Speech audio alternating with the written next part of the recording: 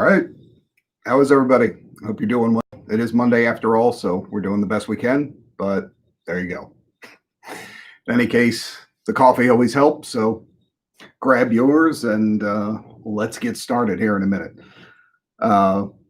DJ, good to see you. Check in real quick. Anybody who's on, let me know everything's good. We can see in here and everything's in frame because YouTube, it's always random what kind of quality they're going to get. Stephen, David, good to see you guys, man.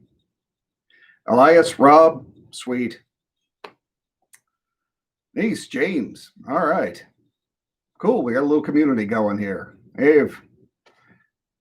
I appreciate that, man. Eve, good stuff, man. Yeah, I figured we'd tackle a couple of topics today. And Ola, go over a couple things that I've been kind of catching on lessons and seem to be common student things recently that I wanted to go into more long form and open it up so I can talk with you guys, because I always dig the feedback and everything and getting to visit with you and kind of get some back and forth on this, because I feel like some of the stuff is a little bit more discussion type of things. But before we get too into that, one of the things that, hey, Jimmy, Robert, good to see you. One of the things that I'm going to start off with before we get into kind of some of the more discussion things and things, Devilson, is I think one way of looking at practicing and trying to get better that a lot of us tend to forget that's really important is the fact that what we do is actually a form of athletics. I mean, it's an art form, but we are athletes. It takes continual physical training. It's something that you have to tune a machine, and you recognize it at moments like I am now when I've been setting up the new place and everything and haven't been able to play that heavily for a couple of weeks. Things get creaky real fast. So a lot of the ideas when you're trying to look at how to, say, get better faster or improve a lot in a short period or kind of ramp up your skills is to approach things the same way an athlete would, whether it be an MMA fighter or a boxer, a runner, anything like that. And I find a lot of people, because it's not always the most fun part of practice, tend to step over one part that if you give up that immediate satisfaction, go for a little bit of delayed gratification, you'll improve a lot more. And that is really hone in on your weak spots and hammer the hell out of them. That's really what's going to make a difference. Like if you're a boxer, I know if you haven't trained for a while, one of the first things they do is get, your left and right arms into at least somewhat the same kind of punching reflex. So they hone in on the weak spot and you just work with your left until you build it almost up to where the right is. So taking that approach when you're looking at the athletic parts of what you do can make a huge difference.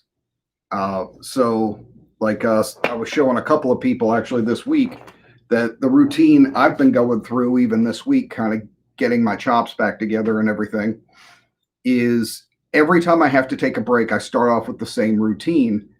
And it's to go after the weakest parts of both of my hands and work with them both at the same time. So the main thing I'll do is, because the first three fingers and that kind of box-shaped thing is what we usually tend to rely on, and these move the best. It's always this guy that's kind of dragging behind. He's the anchor. And then on this hand, because I use three fingers, these two tend to have a bit more flexibility. These two, not so much. So I'm going to take both of them at the same time and go just play these two fingers, drop this one out. So I'm just going to play like this. And then I'm also only going to use my third and fourth finger. Any combination I can come up with to start doing that. It's a simple exercise, but I'll sit in front of a movie or on TV or something like that and just do that as long as I can stand to do it, because those are my weak spots. And I know it's not the most glamorous part of practice, or we all want to do like the super, two-handed chops and that type of thing. But if you could set that aside for a little bit and just work on those weak spots, everything else becomes easier. And that's the key, is really kind of putting that wood shedding time into really shattering out all the weak parts of what you do, so that you can just push forward, and then the progress that you want to make on all the parts that you're really looking forward to, and the long licks you want to play and things, those become much easier because of it. So learning, just always take your weak spots and remember, again, think of it from that angle of, you're an athlete, you're going after conditioning. So, you know, work out the weak spots and put in that time of just taking whatever the anchor is, and the part that I always say, find the part that you want to work on the least and do that the most. That's usually exactly what's going to make up that difference. So put that into your practice routine. I used to do that kind of, instead of a warm up, I would just isolate like this, and all my weak spots I would go over. And the other thing for me is especially before a show or practice or something, it tells me, it kind of gives me my temperature of the day, like how bad off am I? Because it's going to be a variable. Don't punish yourself too hard either. That, some days your body's just off, because we are doing athletics and things. Any athlete will tell you there's some days that your body just goes, nah, screw you, man. You're just not going to run your fastest. You're not going to punch your hardest.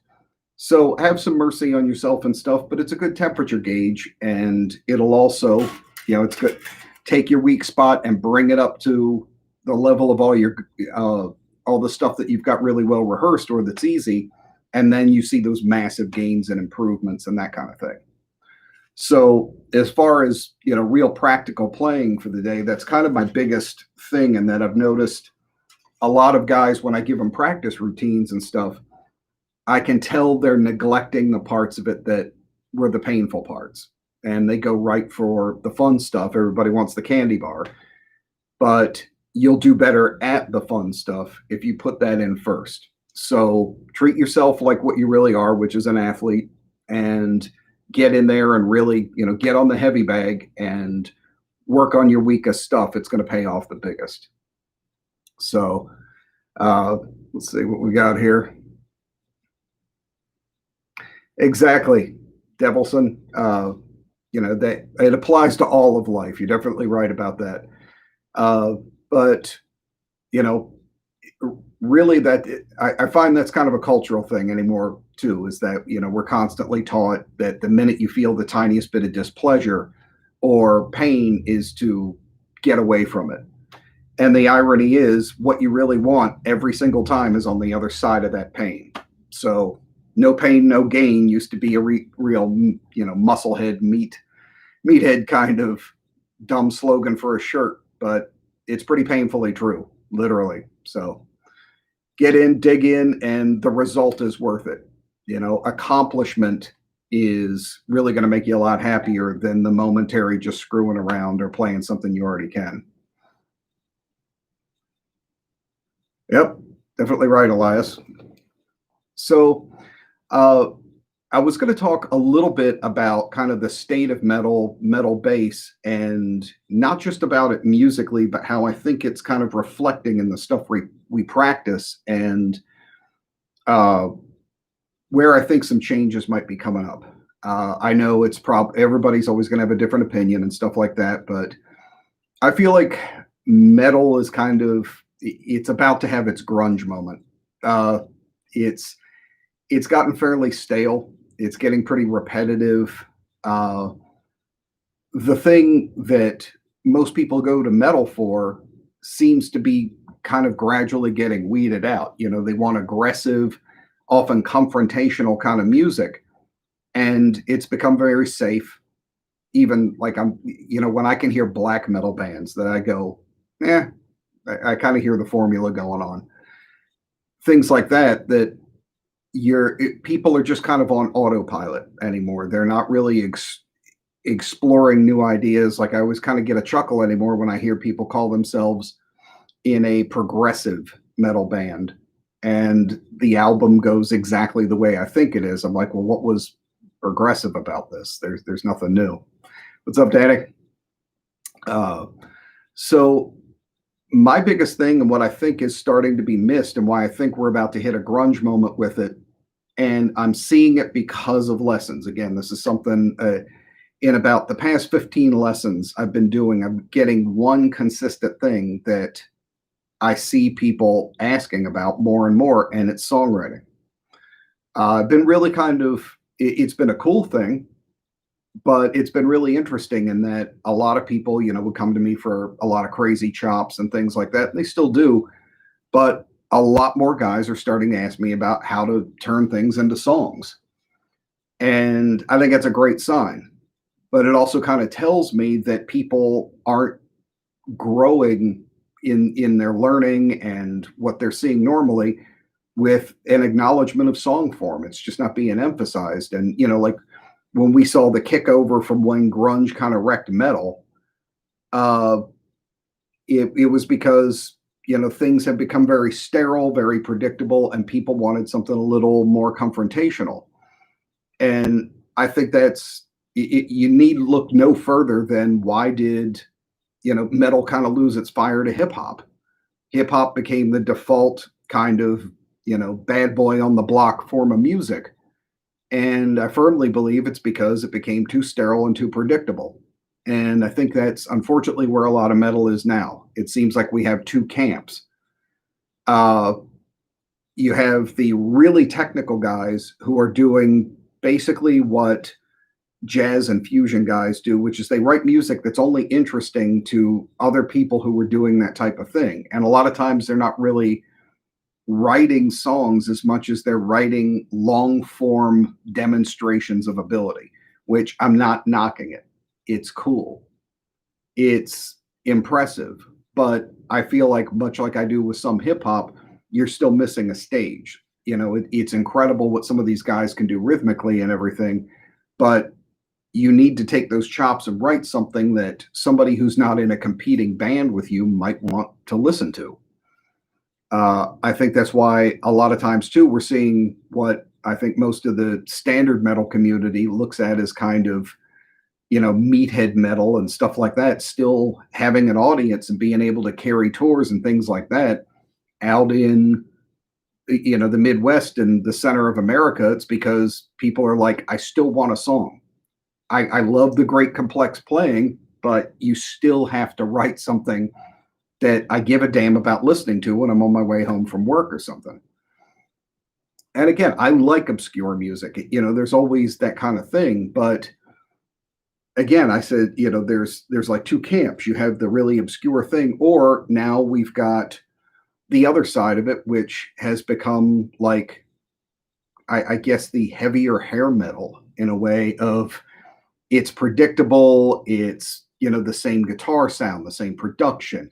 The guys are wearing just the right hoodie. They're wearing, everything is so clinical and so clean, and it's become the same formula over and over. How grunge became, a stereotype of itself because you had the Nirvana formula where it was like quiet verse, loud chorus, talk or sing softly during the verse, scream during the chorus.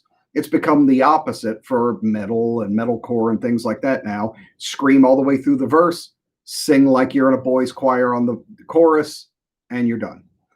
And it's just become mechanical. I have a really hard time believing every emotion these guys have felt fits exactly into scream and then sing and then scream and then sing. And there's no middle ground. Have you noticed you don't really hear just gritty, powerful singers that much anymore? They're either full out guttural or pristine clean. There's nothing in between, and it's because that formula has taken hold. Let me check here real quick on comments.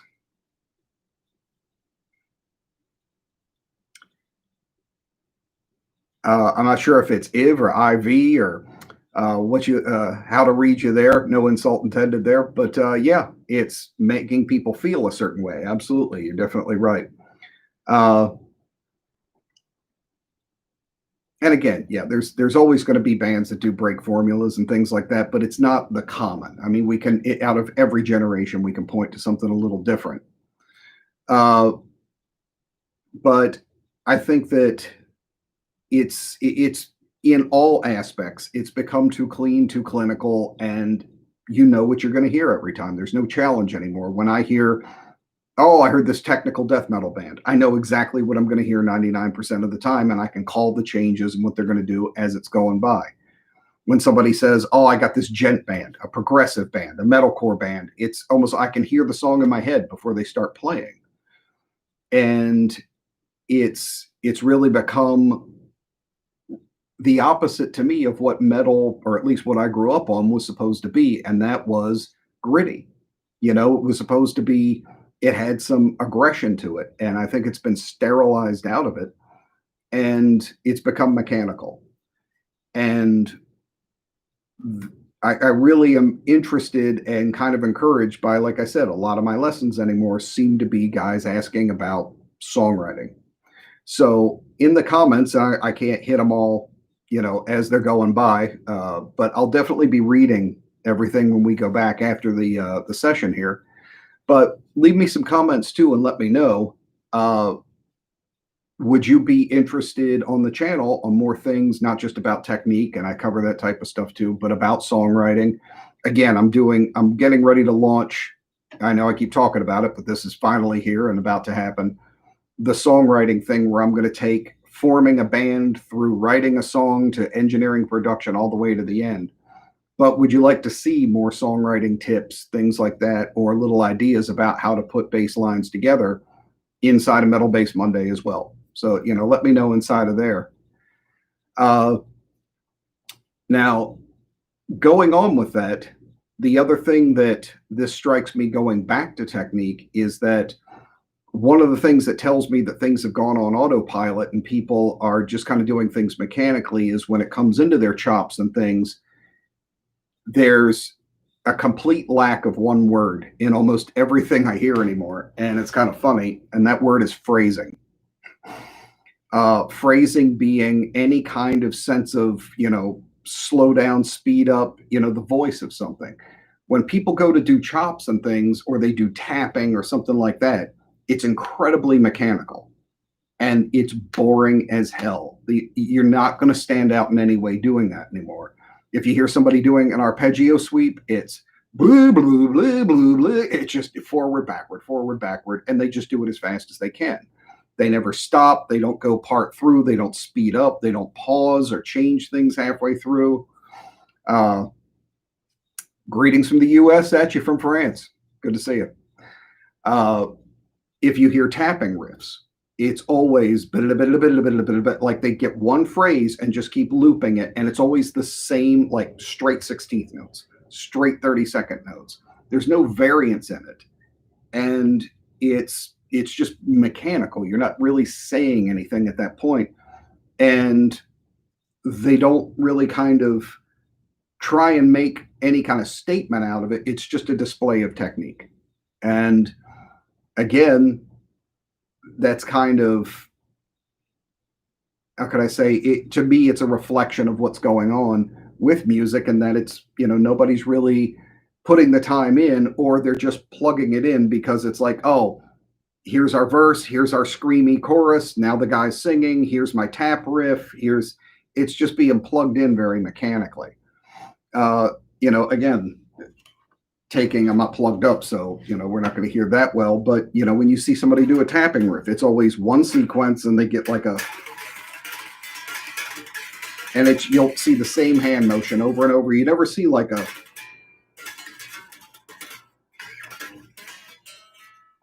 there's no, you know, statement being made. They don't move around. They get it like a sequence pattern or something. It's almost like techno music or a video game where it's just one repeating pattern over and over.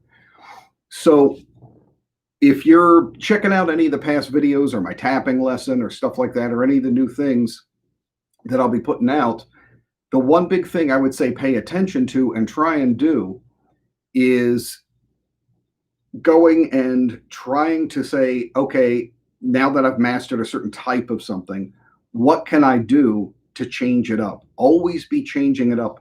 Hit yourself with a monkey wrench constantly to make yourself think. If you've done a pattern more than twice, abandon it. Like go on to something else, try something else somewhere else, move it around, change the phrasing. And I think the biggest thing is change rhythms. When I hear tapping parts, when I hear, guys really shredding through, long scale pieces, things like that, it's always the same rhythm. It's da da da da da da da da da da, and they're just ripping through it and putting their hand in as many notes as they possibly can. Uh, so, just force yourself to stop, slow down, speed up, do some other things. You're going to come up with much more interesting ideas, and it's going to set you apart because most people aren't doing it right now. Like I said, listen to any of the tap riffs, any of slapping pieces, things like that. It's just this constant machine-like movement. And I think it's one of a number of symptoms that's kind of putting metal into the hair, back into hair metal territory where everything's predictable, clean, sterile, and people aren't thinking about what they're doing. It's, here's my big intro, here's my great, drum production, here's my singy chorus, here's my impressive, sweep lick, and they're just plugging it in like Legos, and it just gets boring as hell really quick. And where's the danger in that? I always kind of like metal because there were some things that would freak me out or knock me off balance or were unexpected. I fully expect to hear the constant machine sound when people do their technique pieces and stuff. What would freak me out and make me go, wow, that was really interesting, or where's this going, is if somebody actually broke it up. If in the middle of a speed riff, they held something and bent it for a minute, and then the tapping comes in, and that's going to go much further to be impressive and set you apart. And that's one of the big things too, is with the net and everything the way it is now, standing out is harder and harder all the time. So try a number of ideas and try that rule. If you're coming up with a bass solo or some kind of practice or a cool riff or something, anytime you catch yourself doing anything more than twice, break it up. If you're doing fret sequences of 4 and 6, things like that, okay, I did a 4, I did a 6, I did a 4, I did a 6, no more. You're not allowed to do it anymore. Roll it into something else. These are the type of things that are going to not just make you more viable and more interesting, but you're going to grow as an artist and start making statements that you're proud of and are interesting, rather than just, look at me, I'm just like everybody else who does the tapping and the slap riff or whatever else. So I'm going to interrupt for just a second and try and catch up with a couple of comments. Eggy, definitely counterpoint. I covered that a little while ago, writing contrapuntal bass lines, things that are, going against the guitar sometimes.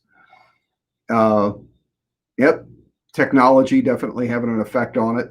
I appreciate it, Christopher. Very cool. West Michigan, nice. Cool,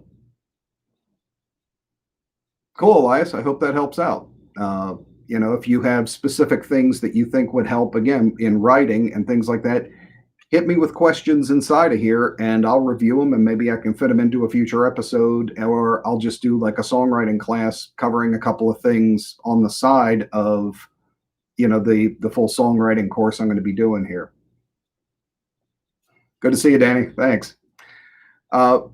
So on that note too, as going into these things, one of the things that I feel like metal is kind of suffering from, again, is it's just getting fierce.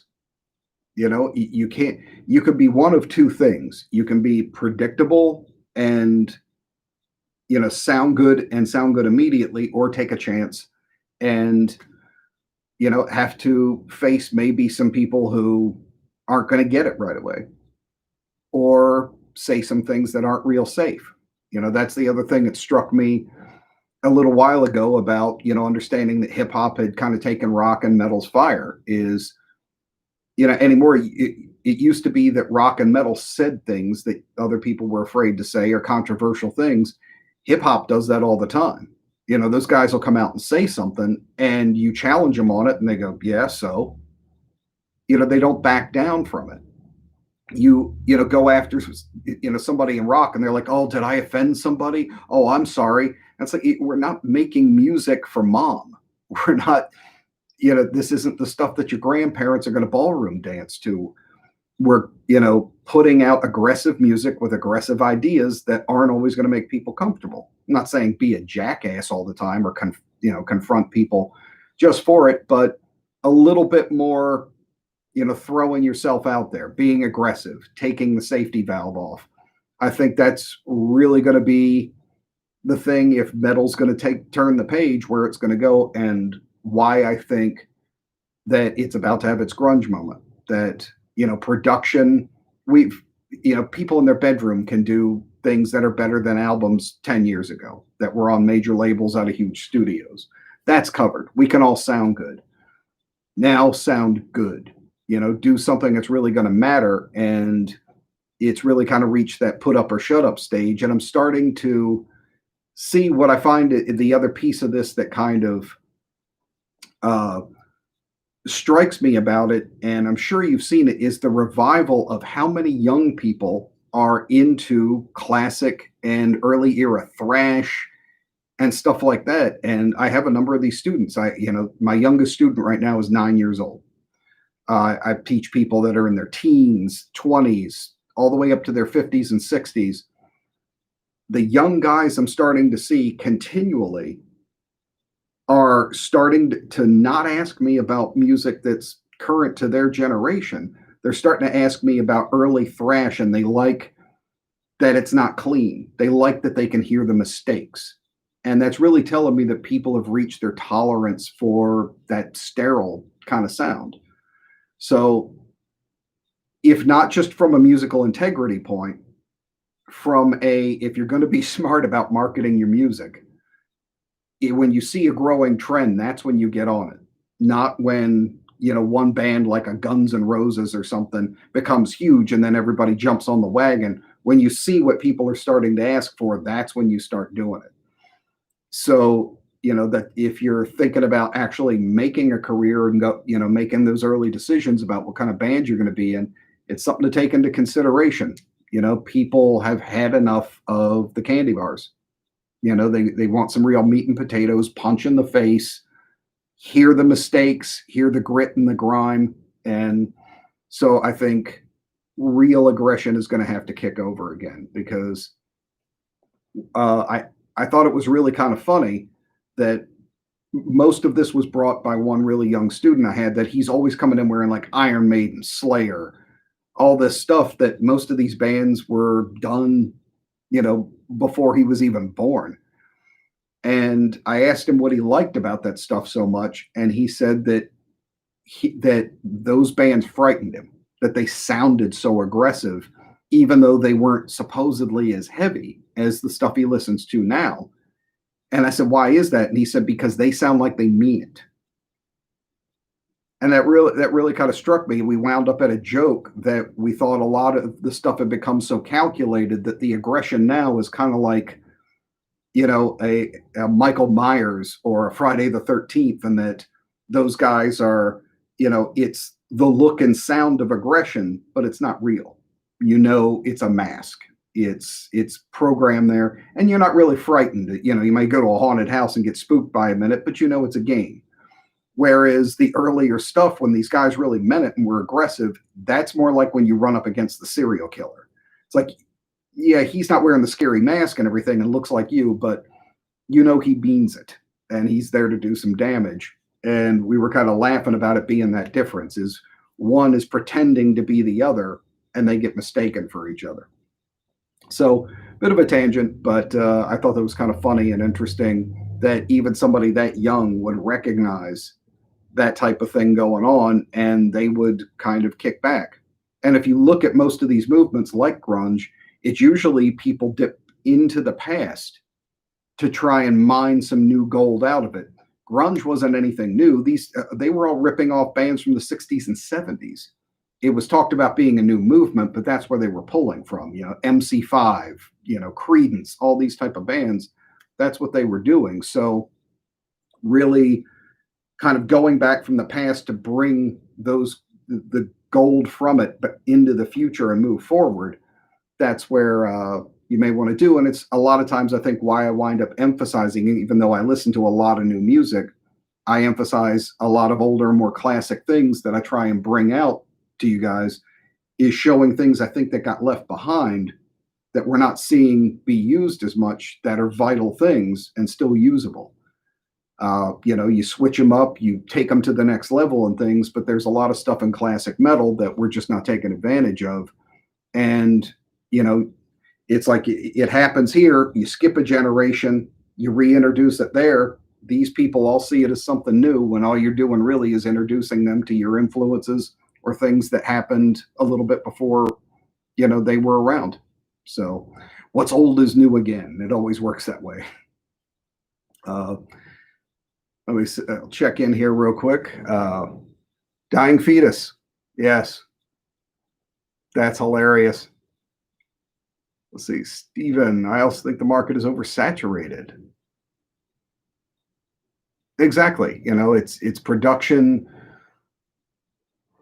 Production is part of it. Is being a producer became more respected than being a musician, and now I feel like that tap is running out. It's everybody got into engineering and how to make stuff, but you can be the best cook in the world if nobody's supplying the raw goods, you're no good with it. Pink Floyd in the new Dune trailer. Yeah, I noticed that. That's very cool. Bedroom metal, exactly. But that doesn't mean it has to be bad. The funny thing is, you want to talk about jumping back, Jim Morrison actually predicted all this. There was an interview with him that's actually pretty well known from the late 60s, where he said he envisioned the future being one person surrounded by machines in a room creating music. Like, well, pretty much nailed that. But that's really the thing is, you can get away with just about anything as long as you put your time into it, your heart into it. And kind of one of the most encouraging things I think I ever heard was actually from David Bowie. And they asked him about, he does these, he was doing like instrumental albums sometimes and just strange things and all this experimental music. And they said, aren't you afraid to lose your audience? Or, are you worried about when you write an album full of hits and then you just abandon it the next album and do what you want? And he said, no. He said, I just look and realize that there's a whole globe of people. And he said, there's always going to be somebody as weird as you. And if you go from, he said, you just have to find where they are. Stop thinking they have to be right around you. Gio, what's up, buddy? He said, I just have to find those weird people like me around the planet, and that's good enough for me. I'll find them all eventually, and then my album still sells. I always thought that was a very cool thing, and you got to love David Bowie. But it was a great piece of idea of like, okay, if you write something more obscure, it just means you got to try and get it out to more people. You'll find your tribe; they'll be out there somewhere. A good riff and a hook will never go out of style. Exactly. Putting a good song together is really what's going to matter. And like I said, jumping back a little bit, I'm not bagging on technical music. I really like it. I like a lot of things, but to me, that's only half the job. It's like if you've done that, you now have to create a song out of it. And the challenge is make it something that people who aren't in a band are going to want to hear. And there've been, to me, some of the best artists of all time have always been the ones who could do that. An obvious advantage, example of that would be, like Rush, or you could even say the Police. They write really strange arrangements, really dissonant jazz style chord arrangements, things like that. And they had massive amounts of hits, and they're respected by musicians and loved by audiences. That to me is the pinnacle musically, is when you can have musicians sitting there with their jaw dropped at the front of the stage, and then people are still driving home listening to your stuff too. You've only done half the job if you've done something technically impressive. again, you've put the meat out, you got to make a meal with it now.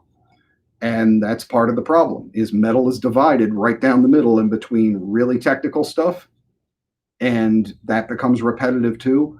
Or you have, the really calculated, more, I don't even really consider it pop, metal. I look at it as pop music that happens to have distorted guitars in it, because it's really what it is.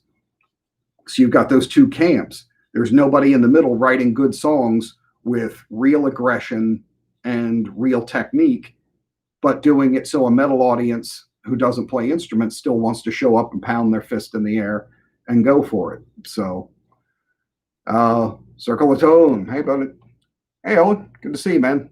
Love the channel. Do you recommend an active preamp for a passive 5-string bass? Depends on the tone you're going after, but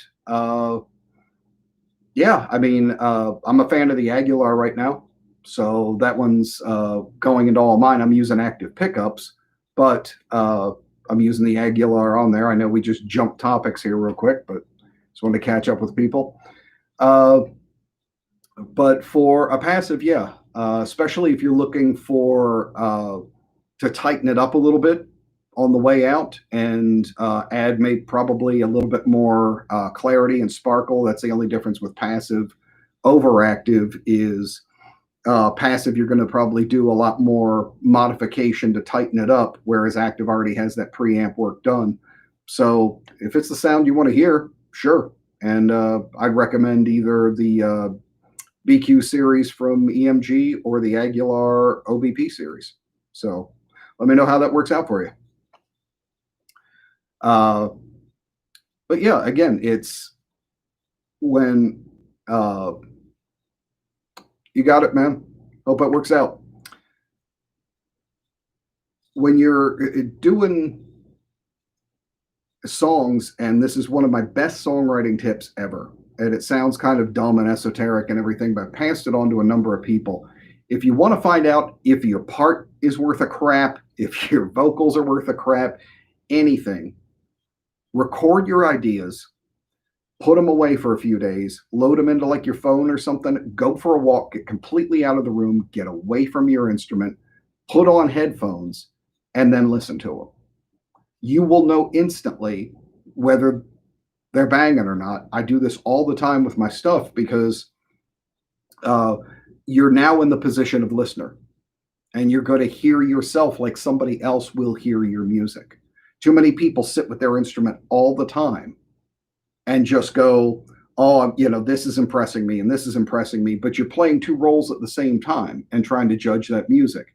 You're either trying to be an engineer and an audience at the same time, or a musician and an audience at the same time, or a person who wants to be seen as a badass, as far as their instrument goes, and a listener. If you really want to know if your stuff works, just listen to it and take yourself completely out of that role. Excuse me. Let's see. Have any tips for including bass chords in metal? I do. I'm actually going to do a little bit with some chords in a future thing as soon as I can get all the other ones out of the way. I'm way behind on things. Basically, the two initial rules for doing stuff with chords is going to be you're going to get more mileage out of the upper end. The more low end notes that you add into it, the more it's going to clog things up unless you're playing solo. And if you're going to use a lot of intervals clustered, try and separate them. Like one note on the E string and then say two on the D and G. Skip a tone, or things like this, so that you've got like one here, then skipping up to here and here.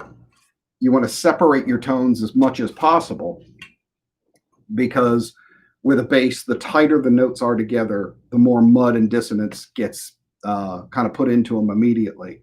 So those in a quick chat version would be the quickest tips I could give you as far as adding chords into it. And the other being, because you're playing low end, realize that your chord is going to change what the guitar player's chord actually is. So you're going to modify it. So be conscious of that, and don't just start playing ridiculously out notes or things underneath of a guitar chord because it's going to change how theirs sounds now, and it could make their chord suddenly really dissonant. It gets ugly. So try a couple of those ideas out, and start with the easy ones with guys like Steve Harris and things like that, where they're just doing a couple of double stops here and there, and that's a good way to get started. Let's see. Your written riffs I thought were brutal. Listening later, yeah, your ears are always going to be the best judge of everything. So at the end of the day, being musicians, we should always be listeners first. We should be fans of the music first. If we want to get off on our performance, which is fun sometimes at things too, but we're only serving ourselves, so you can do that anytime. If you really want to write a song or you want to judge whether your music's really good, you got to give it the car test or the headphone test, walk outside and go, would I put this on to listen to if I didn't write this? That's the test. If I turn something on and I've written it and I'm thinking, God, it's a great riff, I can't wait to build a song around it, and then I walk and I immediately go, I want to listen to something else, that riff goes in the trash. It's not what's doing it for me, and that's going to be the best judge of all. So even your heavy technique pieces, things like that, if it doesn't psych you up, trash. And the funny thing is, there's never been a maybe. I'll either go, I love this idea, or it's crap. I've never had a thing where I'm like, it's okay. I know when it's garbage, and I'll toss it pretty quickly. Any tips on singing and playing? Yes. I really had to work on this for a long time. When I took over everything basically on my Voice of Dissent project and was doing lead vocals plus bass, I realized I didn't realize I was going to have to do both roles until after the CD was done. And so I had to figure out how to play bass lines that were not written taking into account my vocals. So the easiest way, hey Nico, how you doing, man? Is slow it down and take it in chunks. It's basically like you would practice anything else. But one of my big things is what I call road coning. And that is like, say, slow down a bass line, and then you want to match the beginning of certain words to certain notes in that bass line so that periodically you're on. It's kind of like you have a bass, and then you're kind of surfing for a minute, and then and you land on that one. Find out the places where rhythmically certain words line up with certain notes. And then those are your touchstones as you're going along, and you can make minor adjustments to your singing and playing. The other is practice each individually first until you just have them, because you're not going to be able to focus on or remember the lyrics to try and sync them up if you don't have the bass line down. Singing and playing requires a lot more repetitious rehearsal, because you're just not going to be able to sit there and separate yourself enough or be able to play something without thinking about it unless you've rehearsed it to death. So if there's a certain song or something like that, thanks, Gio. I appreciate that, man. Lost my train there real quick. Okay, so we're back on the playing thing. So when you're going along with it, I would sit there and take bass parts and take it like one section at a time, like a verse, and just practice it until like I can drink coffee, pay attention to other things while I'm doing it, and keep rolling. And then I would sit down and play it slowly. And like I said, sing the words along with it. Oh, fractured. Okay, that goes on that note. Okay, hell-bent lands on this one. So I kind of have points to start tagging myself. So even if I'm sliding a little bit rhythmically, I know there's little bases and little marks along the way to go. And after a while, you do that slow and it just becomes rhythmic. Then you just speed it up like 10 BPM at a time until you notice where you stumble, then keep it going. I've been able to knock out really getting a song synced up, usually about 3 days if I really practice it to the point where I can sing and look at an audience and interact and stuff and do that. Of course, it depends on the level of technicality and things, but it's finding the places where rhythmically you're going to hit things. So it's ba, so you have that lock in and you have, those little road cones that you can set to find your way through the song instead of just having this massive lyric and hoping that somehow these two long things sync together with each other. So let's see what we got here real quick. Trying to buy a super, didn't go through. A super? Not sure what you mean there, Gio, but thanks for the tip there. I appreciate it, man. Drop me in, let me know if I can elaborate a little more for you. My approach to writing melody lines for songs. That's a good one too. A lot of times, what I'll do, and a lot of people don't know sometimes, but I teach voice. I don't do it as much as I used to, but I used to especially teach people how to scream and do aggressive vocals without hurting themselves. Is when I'm thinking about a melody, a lot of times I go into almost a form of method acting. And because I don't, I try and remove my ego from things and I'll listen to a song and I'll go, what singer do I wish was on this? Like if I could pick any singer in the world, who would they be? Who would I have sit in on this? And then I'll go and listen to their singing style. And I'm not going to sound like them, but I'll kind of go, what are the things I like about this person's voice, or how do they compose things? And I'll sing like a couple of their choruses. And that's when I talk about, if I can really recommend, I have a lesson on transcription and talking about tabs and things like that. Go and check that out where I elaborate a little more. But I'll sit there and actually transcribe out what they do and sit there and really think about it and go, why do I wish this singer was on that track? And then I'll go in sometimes after singing along with, say, 3 or 4 of their songs, I'll just put on my song while I'm still in that mode of trying to sound like them and blast at it. I'm not going to imitate them because now I'm in a different song and, mentally I sound and feel different, but I'm going to take a little bit of the flavor of what they did into it and start working with that. Another cool way that can be challenging and offer you some different things is to try really different forms of music over top of, your thing and see what you come up with. Experiment. Like I listen to a band that's pretty out there sometimes called Sigur Rós. They do this really ambient, weird stuff. They don't even actually speak in a language. They just make up words. I think they're from Iceland. And they come up with these really interesting, strange melodies, though, but they're all really super high pitched. And I'll learn to sing some of them, and then I'll sing them lower to see what they sound like. And then that's like a completely different way of thinking for me. And I'll try them over the music and then, start to formulate things from there and come up with some ideas that are really just, nothing I would ever normally approach. And that, the guys in Sigur Rós wouldn't either, because I'm going to sing it 2 octaves below where they were.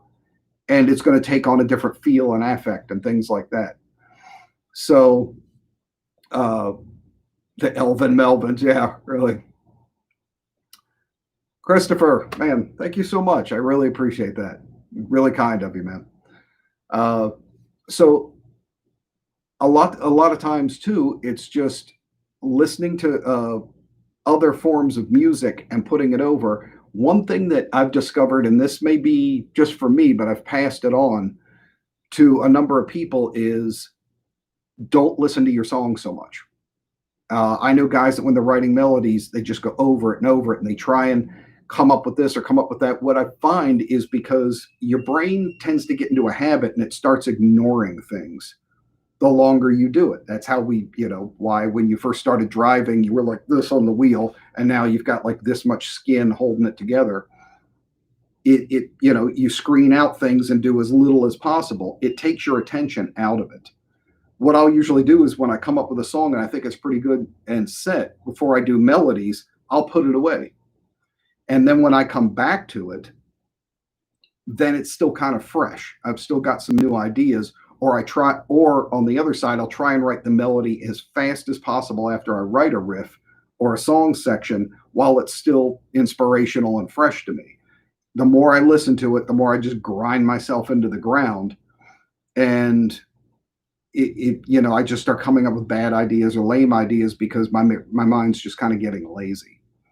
So, try and think of it from that direction. And also, one of my best ways of coming up with melodies and hearing how something's going to hit me right away, put the song in the headphones, go walk. You'll start humming, things coming over top of the song. And that's what's coming out of you directly. You're not trying as hard, and you're out in an environment where it's not the same wall with the same computer with the same thing. Repetition is the art killer. So break out of that, and you're always going to come up with better ideas. And again, sometimes, we're all standing on the shoulders of people we love. So take an artist or two, and sometimes I'll even go through and do that method acting thing I talk about. It's like, I want John Bush on this, verse. And then for the chorus, I want it to change up vocally, though. So I'm going to go into a Chris Cornell, or I'm going to try this. And I never wind up sounding like those guys. One, because they're awesome and I don't sound like them. But I'm just kind of pulling a little bit of the mojo from them and making myself think how they melodically sound and feel. And the more different influences you can throw together, the better that stuff's going to come through. So I hope that helps a little bit. Listening in the car, same effect. Cam, thank you very much, man. I appreciate that. Let's see. Right. Written songs that can do with singing. Kate Bush, fantastic. Great stuff. And again, if you're writing brutal or guttural vocals or things like that, this stuff still applies. You may go, you're not going to go into something maybe as melodic, but thinking about, who is the guy I just wish would come in and crush this, then be that guy. Always aspire to be who your heroes are. Your competition isn't the neighborhood bands. Be the rock stars. Jump in and draw from them. That's their gift to you in the end. You get to stand on their shoulders anytime that you want to. So try that out. Hope it helps, Danny. Drop back in and let me know how this stuff may formulate for you. Let's see. So I'll be wrapping up in a few minutes, but definitely, like I said, if you want more songwriting stuff, leave it in the comments and stuff and specific topics and things.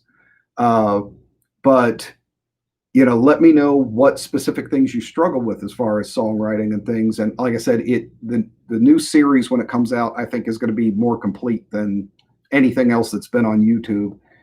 And I'm going to be micro-examining everything about it. But if I'm sure there's some hole that'll get left in there. So let me know how to do, how to address a couple of those things.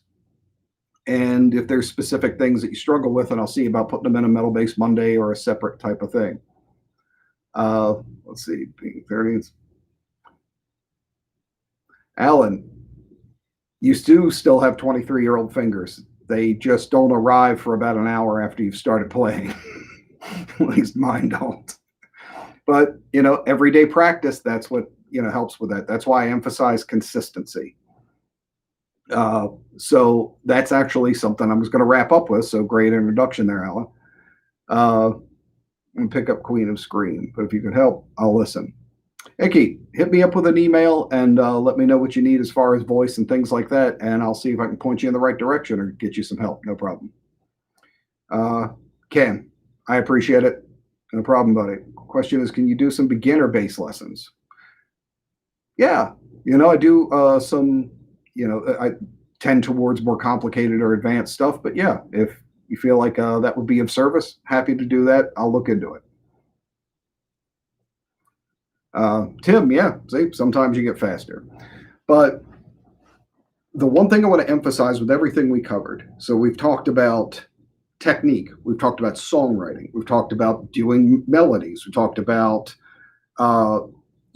production, which, everything we're talking about is The one inescapable thing, and this should tell you the value of it, is consistency. Be consistent. Make it a mission every day. That's why, on the patron thing, I did the 30-day challenge to kind of get people used to a regimen, but consistency is what pays off. When you slack off, as I'm dealing with right now, getting my chops a little more flared up and everything, when you roll back, your chops get out of shape. If you practice consistently, even if it's not a lot, 30 minutes every day, that's going to be more of service than just launching at stuff really heavily for, 4 hours one day and then nothing again for 4 days. That does not pay off. You may as well skip that day. Everyday stuff. If you're going to write a song, write consistently. After you practice or something, come up with riffs. They don't have to be great, but get your mind into the focus of creating and getting used to the idea that there's inspiration. It never fails that guys think that songwriting or learning to be creative like that is something that doesn't get stronger as you do it. And it absolutely does. When I start writing, when I really sit down to write, I know my best ideas are 2 weeks in. And, once I've trained my brain that all the time, beyond doing it, it's all of a sudden I start coming up with more stuff than I know what to do with. I wake up hearing music. I eat dinner hearing music. I'll be driving and I hear it. I just start coming up with more and more ideas. So consistently, working on something to write is, just as important as everyday practice. But whatever you do, whatever your real mission is, make sure that you do it consistently, because that's really the only thing that's going to pay off. You have to put that time in, and sometimes it's going to be days that you don't feel like you want to do it or something like that. Those are the days that pay off the most, because you pound into your head that there's no break. Your body goes, try and slack off. Nope, not today. And then after a while, because your brain gets used to that, it goes, oh, there are no break days. So it stops looking for them. Guarantee it. Whatever you're working on, try and do it every day or as much as possible. Be consistent and you will see gains in it. It's like going to the gym. If you do it every day, there's no way you don't gain muscle mass. Lift weights every day. It's physically impossible not to. So make that your mission. Do it every day consistently or as much as possible. That's really the key to anything you want to get better at. Writing melodies, learning slapping, tapping, writing songs, whatever it is. So let me go over a couple of comments here before we wrap up. Scales for about 45 minutes. Listen to tunes, write for about 15. That works for you. It's great. Cam, thank you again. I appreciate it, man. Always kind when you guys chip in a little bit or something, and always appreciate it. I'll just practice bass, got ideas watching country pickers. There you go. Other instruments can bring in great inspiration. Try to play every single day, even if it's just 5 minutes. Exactly. Get your hands on it. Make sure that you've got something that tells your body this is something you do every day. Your first lesson. All right. Old country. Yeah, there's some great players. You want to see some blazing stuff, go back and watch like some of Roy Clark's early solos or Chet Atkins or something. Man, they'll punish you. Absolutely. The first time I used to make a joke out of country when I was little and everything. I can remember being about 9 years old and having an uncle sit me down to sit there and go, watch Chet Atkins. And I just went, I have been corrected, sir. It's a big thing. But cool. This has been really fun. And again, let me know if you feel like this kind of format helps out. And if you like how, this goes and me being able to interact a little more and stuff, and I may drop in kind of doing the live show every once in a while, a little more often, and be able to interact and stuff. But I hope I got, yes, my coffee is really cold right now, but there's no such thing as bad coffee. It's all right, Tim. You can watch it on the replay there. And again, if if this seems like a cool thing, I may start doing it a little more often so we can all get together and talk. And I may vary the times because I know it's hard trying to get it so everybody's either off work or that type of thing. So thanks to everybody for showing up. Thanks for watching the channel. I hope the advice helps. Please, feel free to keep the conversation going. I'm going to check back in a little bit and go over some comments and see if there's some stuff that I can address there. And as always, hit me up in the comments. Drop me an email, rodney@rodneymcg.com. And I hope you guys have an awesome start to your week. Hope everybody's safe and well and doing great. And shock me with some new bass stuff. If you do something cool, link it up in the comments somewhere, post a video, something like that so I can see it. I always dig it. My best to all of you. You take care. I'll see you.